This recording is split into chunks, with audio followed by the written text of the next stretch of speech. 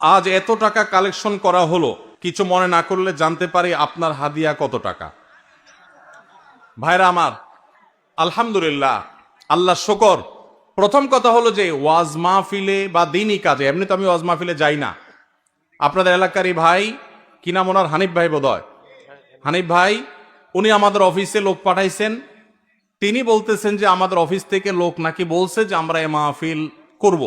এটা বহু কয়েক মাস আগের কথা, আমাদের মনে নাই। যেহেতু ভাই বলছেন, মুসলমান তো মিথ্যা বলবে না, তাহলে হয়তো আমাদের কেউ বলছে। আমরা সেই ওয়াদা রক্ষা করার জন্য আসছি।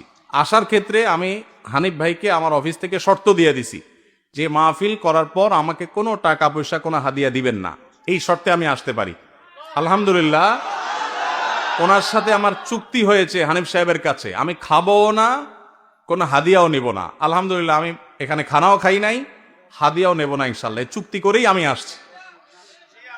কোন জায়গায় কেউ যদি আমাদের পথ খরচ দেয় বা হাদিয়া দেয়, আলহামদুলিল্লাহ, আমরা যেখানে মানুষ খুব জোরাজোরি করে নেই। আর যদি কোনো মসজিদ মাদ্রাসা হয় বা দিনী প্রতিষ্ঠান হয়, সচরাচর আমরা চেষ্টা করি পথ বড়াটাও নিজের পকেট থেকে দিয়ে যাওয়ার। এটা যেহেতু প্রশ্ন খোঁচা মেরে করেই ফেললেন, সেই প্রসঙ্গে না বলা, হানিফ ভাই এখানে উপস্থিত আছে, সাক্ষী উপস্থিত আছে, ওনার সাথে চুক্তি করা হয়েছে। যেহেতু মাদ্রাসার মাহফিল, মাদ্রাসার জন্য দুনিয়ার টাকা উঠানো লাগতেছে, একটা মসজিদ নাই, বাচ্চাদের থাকার জায়গা নাই, তাহলে এখান থেকে আমার হাদিয়া নেওয়া লাগবে কেন? আলহামদুলিল্লাহ, আমার চলার মতো ব্যবস্থা আল্লাহ তাআলা আমাকে দিয়েছেন, যথেষ্ট দিয়েছেন।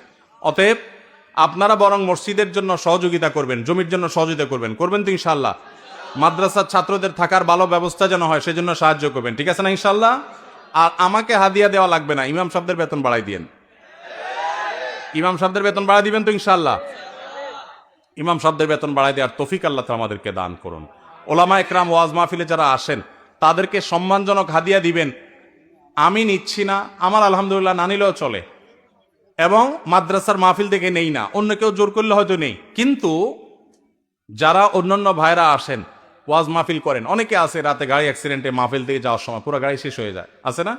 অনেকে আছে গাড়ি অ্যাক্সিডেন্টে নিজে অসুস্থ হয়ে যায়, মারা যায়, রাত বিরাত জাগা লাগে, তাদেরকে সম্মান করবেন। কিন্তু এর মানে এই না যে চুক্তি করে লাখ লাখ টাকা ওয়াজ করে কামায়, এই ওয়াজ ব্যবসায়ীদেরকে আমি প্রশ্রয় দিতে বলি নাই।